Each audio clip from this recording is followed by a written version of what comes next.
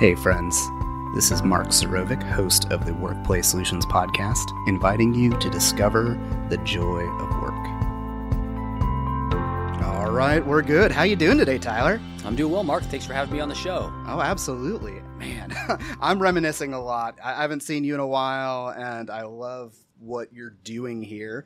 I feel very surrounded by hockey. There's a lot of hockey-related stuff out here. So what's going on the ice down there? On the ice, currently, we've got some guys playing some hockey. It's pickup hour, so it's we're a little bit past 1 o'clock. So during the week, our sport performance coaches. I am here today with Tyler Travis. Tyler, I've known for a lot of years. He is a very energetic and But Tyler, tell us kind of who you are, what your field of study is, and then tell us a little bit about where we are, because I don't want to get that wrong. Sure. All right. Sports performance business. I also teach as a sports medicine instructor, and I'm a certified strength conditioning coach with Mercyhurst University with their Division I hockey program. And we're in the midst of creating the strength conditioning department on campus for all the sports. So we're really excited about that, utilizing the resources that we have with our business. Our business is Erie Sports Now Fitness and Performance Center. We're inside. It's Erie Bank Sports Park. So we have a captive audience here. We have 2 ice rinks and a basketball court. We've got a high volume of athletes coming and going. I always like to preface, though, even though we're a sports performance center, performance it can be defined more or less not just being an athlete, but what you want to do in your career, what you want to do with your family. We want to make sure that we're addressing the entire population that we have in our community. Our environment devours our literacy, right? We sit too much. We don't eat the right things. We don't get enough sleep. And so our bodies tend to not move well. And I just had lunch with Tyler, and I can attest his lunch was very healthy. So, as you know, if you've been listening to the podcast for a while, we love this idea of having folks share their story and tell us about what is exciting about their world. So my hope is that even if you are not trying to make the Olympic team or trying out for a D1 hockey team or anything like that, we're going to have advice and conversation that is useful to you. So, sound good? Sounds good. All right. So let's start with an icebreaker. Be like, who? Love hockey as well, obviously. So Mario Lemieux, big influence in Western Pennsylvania. If it wasn't for him, my children wouldn't be playing hockey. I got to meet him recently. We played Arizona. Really? Yes. So what was he like in person? One of the nicest guys I've ever met. I was talking to the strength conditioning coach at Arizona State and looked over to my right, and there's Mario Lemieux and growing the sport and taking a guy like Sidney Crosby under his wing. My kids probably wouldn't be playing hockey, and I probably wouldn't working in this world of hockey. Love it. All right, so for me, I'm going to go with probably Magic Johnson. Oh, and so I used to be a huge basketball fan. I dreamed of playing in the NBA. I'm only 5'8", so I didn't get anywhere close. And a good friend of both of ours, I remember in high school, kind of sat me down and said, "You're not any good at basketball." I was like, oh. But if you train over the winter, you might be good at track. And he was right. I ended up running cross country and track with Tyler in college. But I loved Magic Johnson because what other person could play point guard and center? And he did both of them. That's just amazingly versatile. And just watching him pass was just thrilling as a kid. So watching that era of the Lakers was just fantastic. All right, so Tyler, tell us a little bit about your field of study. How did you get to where you are now? When I was in graduate school, I went to school in Minnesota State, Mankato. So again, my first real experience with hockey was then. I had some eligibility in track, so I tried to dabble in that as long as I could, but enjoyed it. I had a great experience out there. Loved the weather. Crazy to say that about Minnesota. It was tough to find a job right out of school, which we see with a lot of students. So I was a little entrepreneurial. I started training people out of their homes. That kind of grew my network a little bit. Got an opportunity working at a nonprofit. Was a YMCA fitness director for almost 2 years, and got to meet some really great people. Had a couple good mentors that helped me along the way and encouraged me to keep pursuing what I loved, which was performance.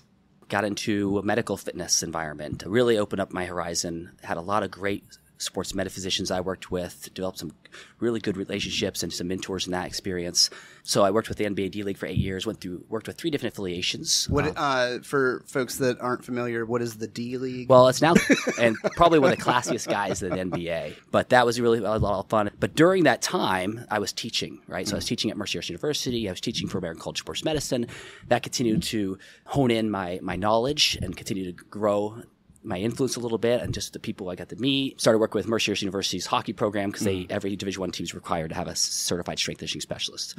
So long story short, I've been with the hockey program now 8 years. Okay. That's grown some of my impact on the campus, looking at opening up some more programming for the other teams that we have.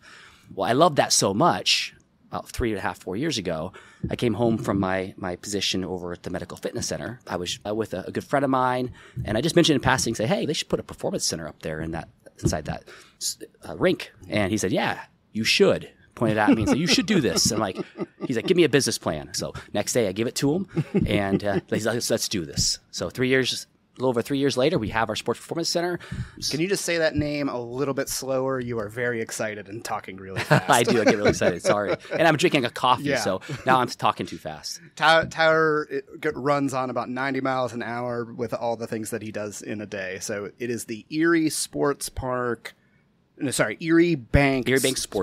Yes. Inside Erie Bank Sports Park, we have Erie Sports Now Fitness and Performance Center. Erie Sports Now Fitness and Performance Center. Okay. Yes. So with Erie Sports Now, we're affiliated with a local NBC affiliate. So we do corporate wellness for them.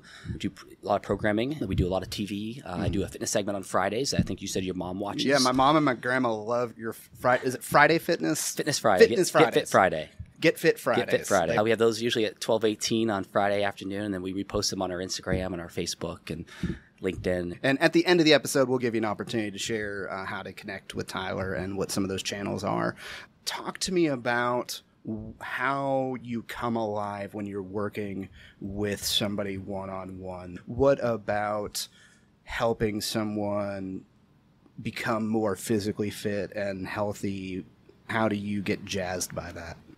We work with a lot of people, individually, but in groups as well. And that energy in itself in a group is so contagious. It's like those at home, your workplace, right? You want to be surrounded by people you enjoy being around. Most of us don't have any issues with our craft. Like, our craft doesn't cause us a lot of stress. The things that cause us most stress are the people that we hang out with, right? So in a sports, you hope. Yeah, most likely, right? So in a sports performance environment, the environment is really important. Being on a team, right? Making sure that how people are communicating, it's contagious. So if you come in and your body language is poor, or you're tired, as a coach, I see that, right? I see that right away. And so we want to address that early on. And so we call that readiness in the performance world. We want to make sure, how's your readiness? Are you 5 out of 5 on your sleep, 5 out of 5 on your mood? How sore are you, right? We want to check your readiness. There's cool technology that you can use to also look at that, right? Your heart rate, there's external loads you can measure, things like that. I get excited. I get really excited. Obviously, you can tell by the way I talk. We want to also make sure that we're coaching and ensure that it's transformational instruction, right? Not transactional instruction. Do we care about these people coming in? Whether they're 14-year-olds, just getting into a performance environment for the first time, or active aging who are 55, 65 years old, who just want to stay healthy. Each participant is important to us, and we want to take the opportunity to help teach them strategies for readiness, movement preparation, strength conditioning, teach them how to recover. Recovery management is one of the biggest things for aging. Are we treating our bodies the way we need to so that we're recovering every day, that we're optimizing our performance? So performance isn't just reserved for the athlete.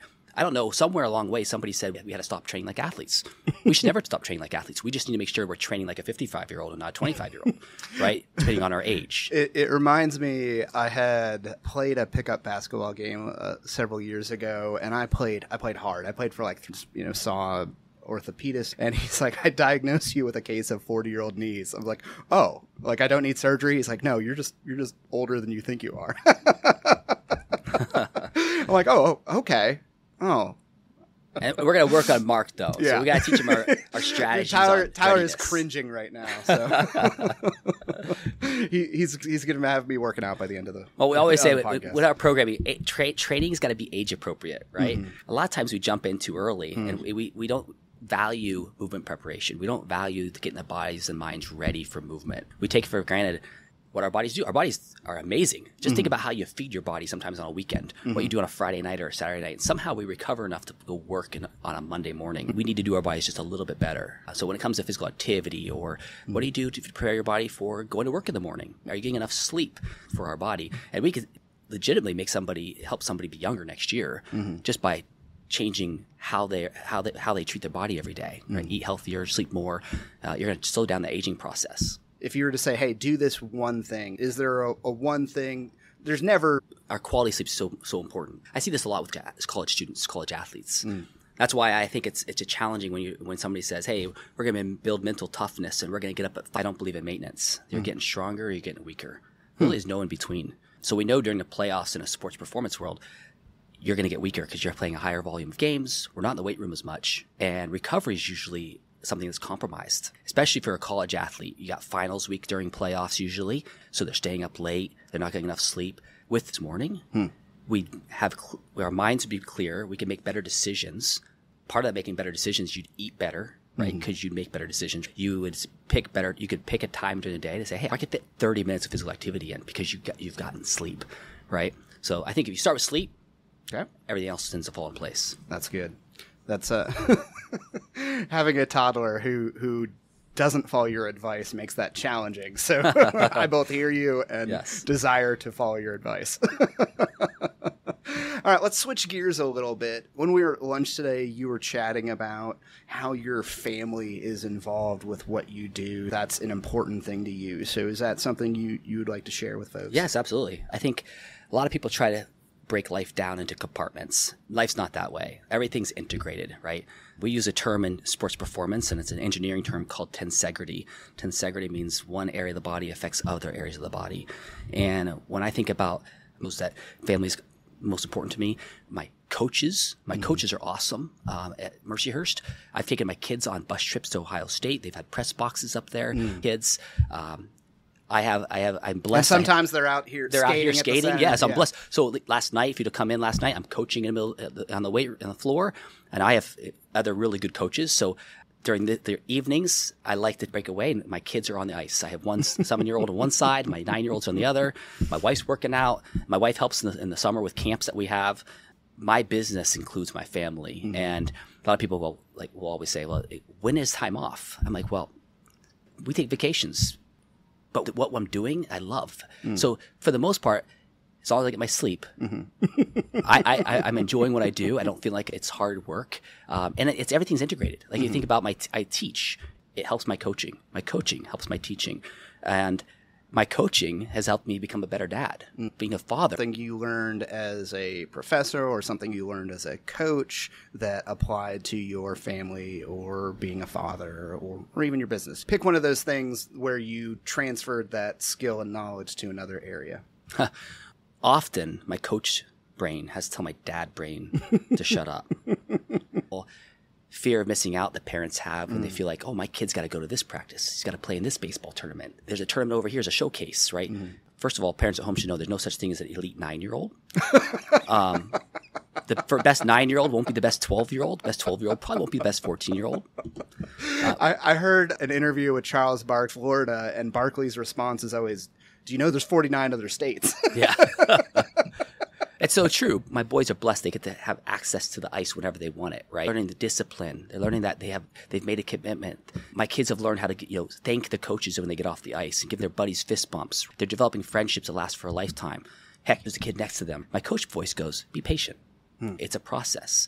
All we want to do is with our kids is expose them to new stimuli, expose them to new movements, expose them to new sports so they move better, so they become more athletic. And we talk about this in a performance world that kids should be generalists, then specialists, right, as they get older. But generalists meaning they get exposed to so many different things. And I've had to remind my own dad brain that it's okay if, hey, he's not in the right position out there, right? Or maybe his jump shot doesn't look so good right now. Maybe we need to spend more time over there. It's okay. It's okay if your kids aren't as good as the other 9-year-old yet, because it takes time. And that's a basketball the process reference. as a dad. There's no jump shot in hockey, I assume. Oh, well, I'm trying to use other sports as examples, but hockey, yes. No jump shots in hockey. Slap shots, just maybe. Making sure. I don't know hockey well enough to, I was like, that sounds awesome.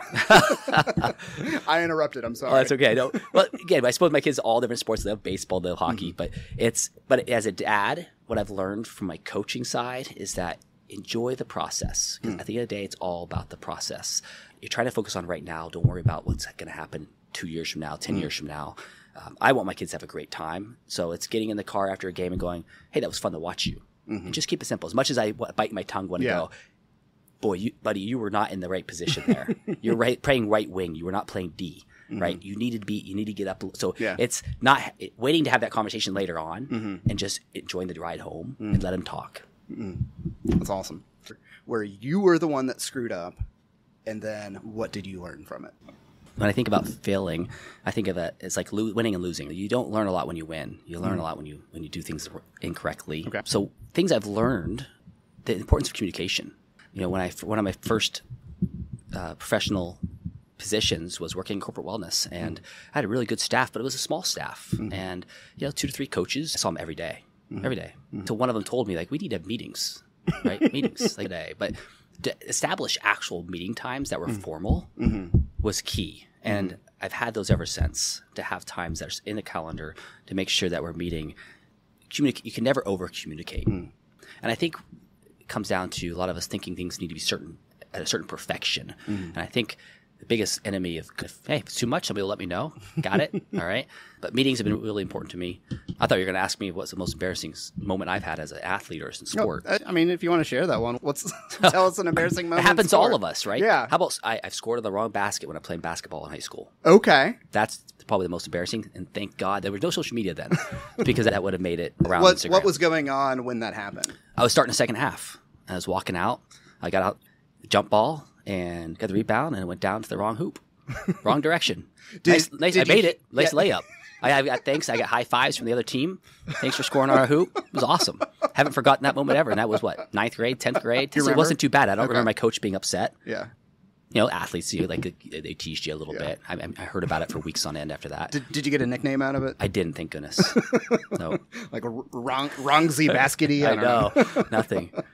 Oh. So, thank you. That was fun. Final question. What's something I didn't ask that you just really want to share with our audience today? I think it just goes back to people's careers. If you love doing something, if you haven't do the typical way of finding a strength conditioning position and finishing school, going in, interning at a university, working with a strength coach who's one of the best in the industry and getting a mentorship, right? That's what kids do now. That's what the students do now. That's what I would have done if I did things differently. It took me a long way around to get to where I want to go. And if you would have looked at my journal 5 years ago, my journal was to be a full-time strength conditioning coach at the collegiate level and teach sports medicine. There was nothing in there about owning my own business. I'm a strength conditioning coach on the collegiate level. I'm teaching sports. When you think about that side hustle, Tim Ferris had a great recommendation. He has some fun books. You interview some good people like you're doing, Mark, here. Oh, thank you. When somebody asked him once what your 10-year plan is, this morning, is that, the idea of life's a marathon, I think that's incorrect. I think life's a sprint. You sprint, then you rest. You sprint, then you rest. Set 6-month experiments. Go all out. Because life balance is kind of a myth. I think most people at home right now, the idea of having a balance is great. Yeah, you're going to have to explain what you mean by that. Well, because there's certain things that need more energy than others. It's like relationships. Love to say my wife and I are 50-50. I think it's 80-20. Some days it's 80% her and 20% me. Some days it's 80% me, 20% her. Sometimes you have to give a little bit more because the other person just doesn't have it today. Then the other person gives a little bit more. So I think when it comes to performance, even in your professional world, in your business or what you want to perform, sometimes set a 6-month experiment. Go all out. Accomplish that goal. Take a rest. Set up another one. Sprint for it. Take a rest. As I get older, I learn I process things differently now. And we have this old thought that it's a marathon. I like sprinting better than I used to long distance running. So I think from a aging perspective, sustainability, you're going to age much slower sprinting and resting, right, than long, slow distance and just tearing those joints apart and so forth. No offense to those distance runners out there. You used to be the distance runner. You used to be a distance runner. Yes, I retired from that. So my training's the same way. Lift heavy, take a long break, and then my conditioning is I love turf tempo. I do a sprint and then I walk. Okay. But take it the same way. Sprint and rest. What is the one thing you want to leave with us? Take care of yourselves. Take care of your families. If you want to perform really well in your business or your professional career, it starts at home. We don't do it by ourselves. We're not islands. You need support. You need a team. And if you don't have a support team, get one. whether it's your family, a good friend, a mentor, you have to have support people. We don't do anything on our own in this life. And I think it starts there. Okay. All right, Tyler, how can folks contact you? I know you're very active on Instagram, so what are some of those handles? How can folks see the cool stuff you're doing? Yeah, you can find me on Twitter, Tyler G. Travis on Twitter. Tyler G. Travis is my Instagram, but then I have our Erie Sports Now, which is ESN Fitness, which is Twitter, ESN Fitness, which is Instagram, and it's Erie Sports Now Fitness on Facebook. I'm also on LinkedIn. It's just Tyler G. Travis on LinkedIn. Okay. And we have a YouTube, which is videos fun. of a lot of our programming. So it's Erie Sports Now Fitness on YouTube. You can go there and see examples of a lot of our programming that we do, and we put some of our TV segments on there as well. Okay, fantastic. Thank you. My guest has been Tyler Travis, who is a strength and conditioning coach, entrepreneur, hockey dude. So if you want help to build your team, train your team, or manage your team, we're here. Come see us at workplaysolutions.com. Thanks for listening to the podcast.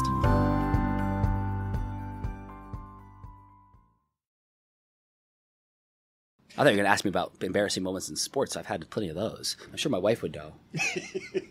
She'd have a whole exam. She keeps a laundry list.